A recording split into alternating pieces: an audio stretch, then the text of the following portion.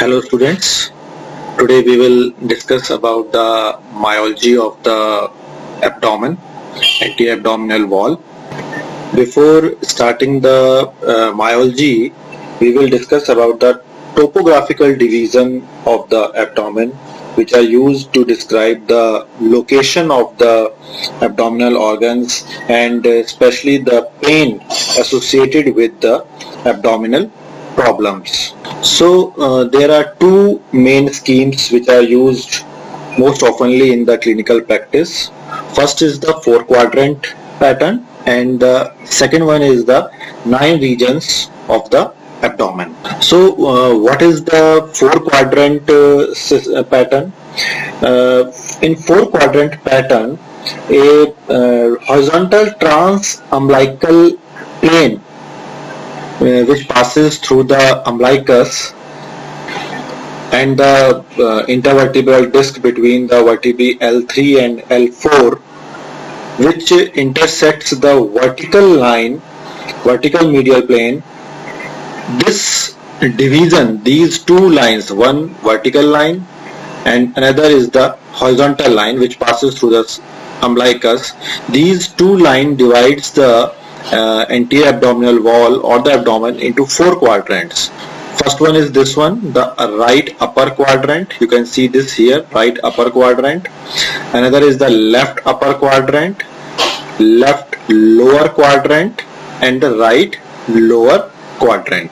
So these four quadrants can be formed with the help of these two lines. So in this manner we can say if a patient describes that he has a pain in this region, so we can say that there is a pain or tenderness in the right upper quadrant. Similarly, this abdomen can be divided into 9 regions with the help of two transverse lines, two horizontal lines and two vertical lines.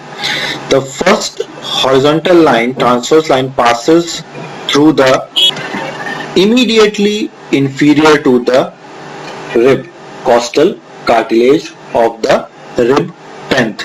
This one is the 10th rib. You can see this one is the 10th rib. So this first upper horizontal line passes through the lower border of the 10th rib. This plane or this line is called as the subcostal plane. Another horizontal line, transverse line, passes through the tubercles of the iliac crest. That's why this line is called as the intertubercle plane or tubercular plane. There are two vertical lines you can see in this diagram, this one and this one. These two vertical lines passes in between the clavicle. So this way, in between the clavicle, that's why it is called as mid-clavicular line. It passes between the mid of the clavicle, of both sides of the clavicle. That's why it is called as the mid-clavicular plane. So these four lines, two vertical and two horizontal line, divides the abdomen into 9 regions. This one is the right hypochondrium.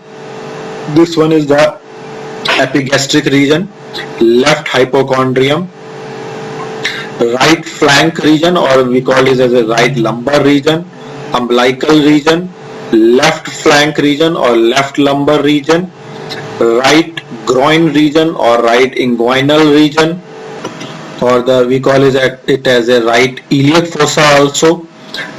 This region is called as the pubic region, or in some books you will find it as a hypogastrium region. And this one is the left groin region or left iliac fossa or left inguinal region. So these are the 9 regions of the abdomen. With the help of these 9 regions, you can easily describe the surface anatomy of the abdominal organs as well as the pain associated with the abdominal organs. Now we start the muscles of the anterior-abdominal wall. The anterior-abdominal wall is made up of mainly 5 muscles on either side. we study the muscles of the anterior wall in two halves. This one is the right and this one is the left.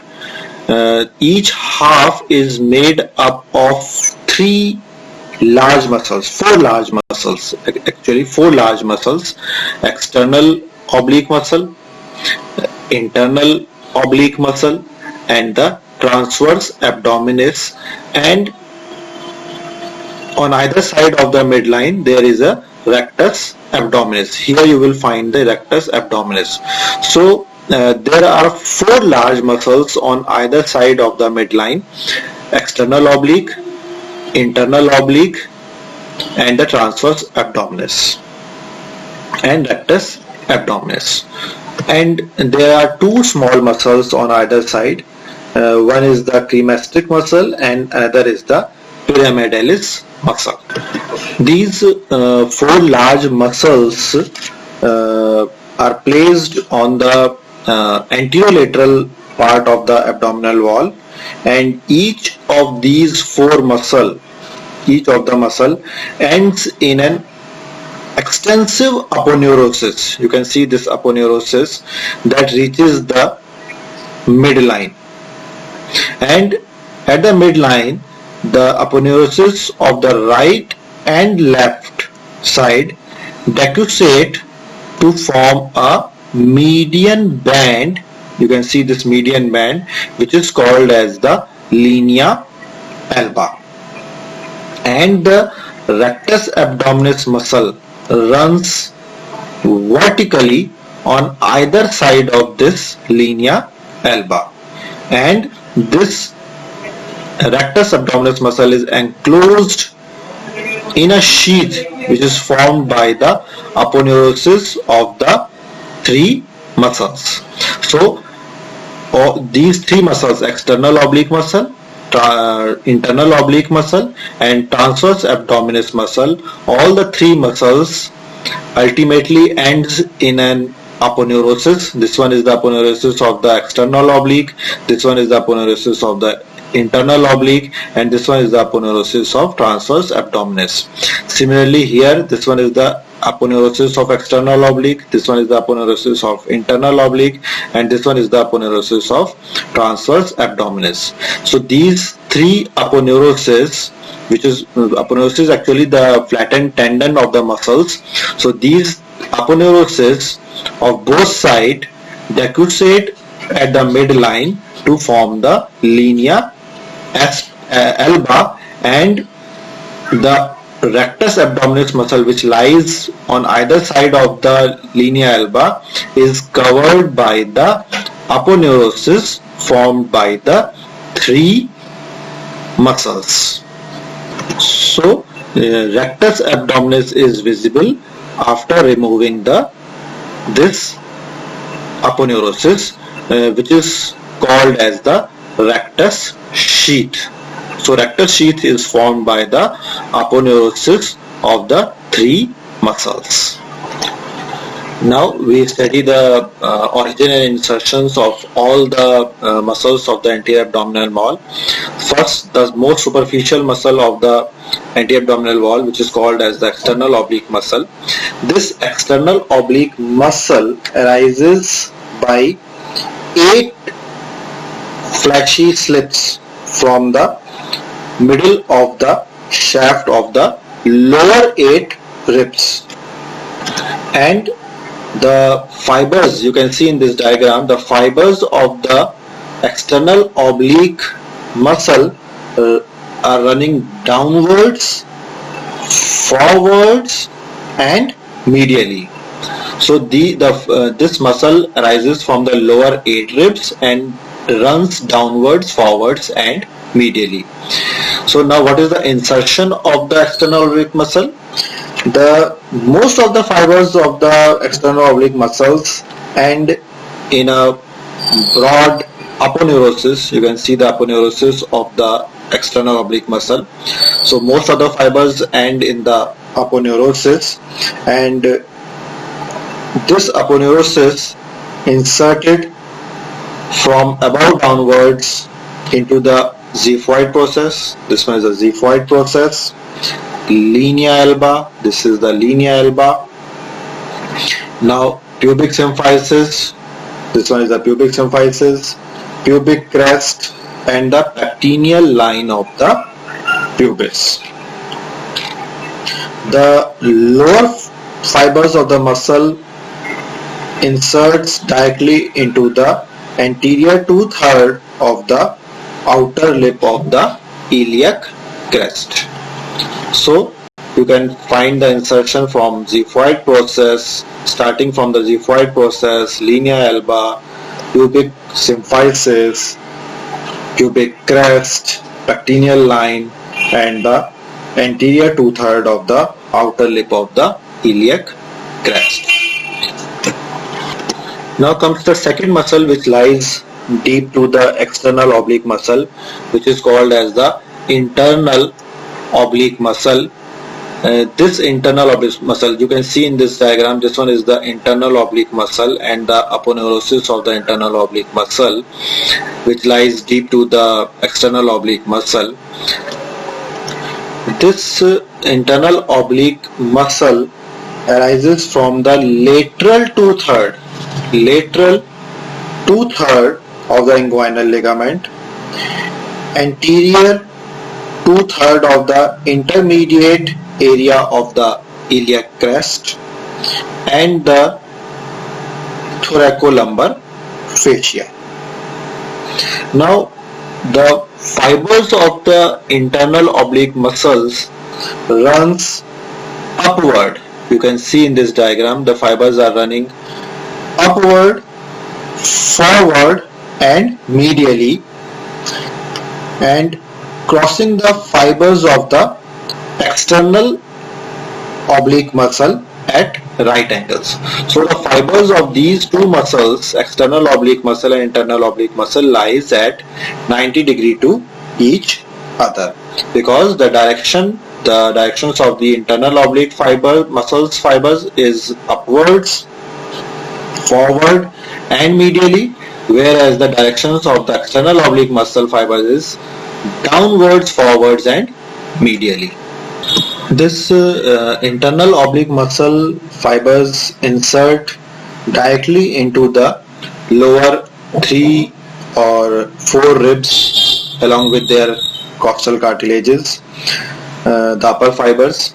The greater part of the muscle inserts in aponeurosis. You can see this aponeurosis, through which it inserts into the 7th, 8th, and 9th costal cartilages, the xiphoid process, again the linea alba, pubic crest, and the pectineal line of the pubis. Now comes the third muscle of the anti-abdominal wall, third large muscle of the anti-abdominal wall, which is called as the transverse abdominis muscle, which lies deep to the internal oblique muscle. This transverse abdominis muscle originates from the lateral 1/3 of the inguinal ligament, anterior 2/3 of the inner lip of the iliac crest, and again the thoracolumbar fascia, and the inner surfaces of the lower 6 costal cartilages. The fibers of the transverse abdominis muscle, as the name suggests, the fibers of this muscle runs horizontally forward. The fibers of this muscle inserts again in a broad aponeurosis, which inserts at the xiphoid process, linea alba, the pubic crest, and the pectineal line of the pubis.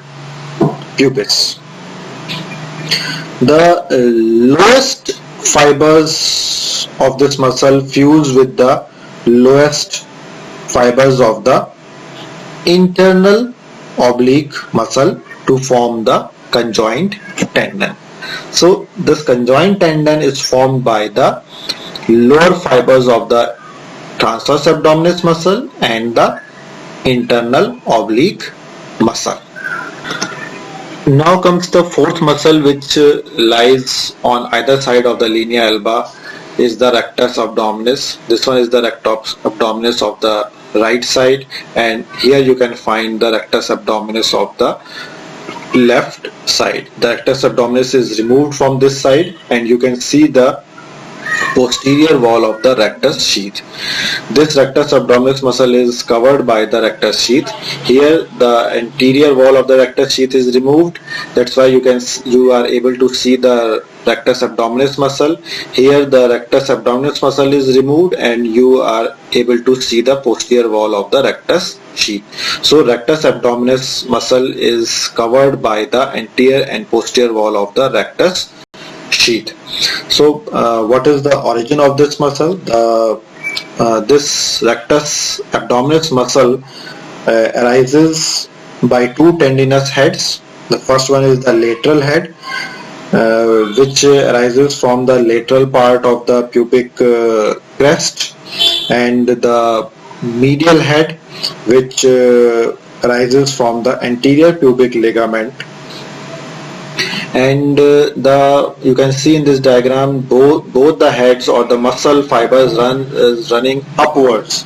So the fibers of this muscle runs vertically upward, and the fibers of the rectus abdominis muscle inserts along a horizontal line passing laterally from the xiphoid process and cutting in that order the 7th, 6th and 5th costal cartilage.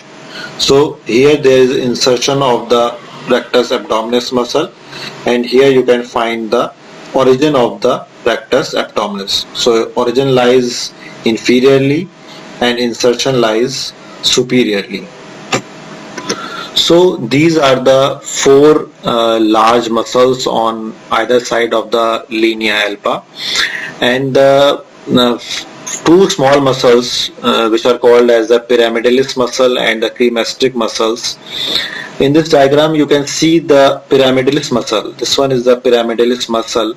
This is a very small muscle on either side of the linea alba, and this is a very small triangular muscle which is rudimentary in human beings, and it arises from the anterior surface of the body of the pubis, and its fibers runs upwards and medially. You can see their fibers are running upwards and medially and attached to the linea alba. So these fibers inserts at the linea alba. It also lies on either side of the linea alba. So these are the muscles of the anti-abdominal wall. Now comes what is the function of these muscles. Altogether, all muscles maintain the many physiological functions. By their positioning, they form a firm, flexible wall that keeps the abdominal viscera within the abdominal cavity and protects the viscera from the injury. And these muscles also help in maintaining the position of the viscera in the erect posture against the gravity. In addition to these action, the contraction of these muscles, anti-abdominal muscles, also help in quiet and forced expiration by pushing the viscera, abdominal viscera, upwards, and it also helps in coughing and vomiting. Beside this, all these muscles are also involved in increasing the intra-abdominal pressure during the childbirth or at the time of urination and at the time of defecations. So the anterior abdominal muscles increases the intra-abdominal pressure during the childbirth,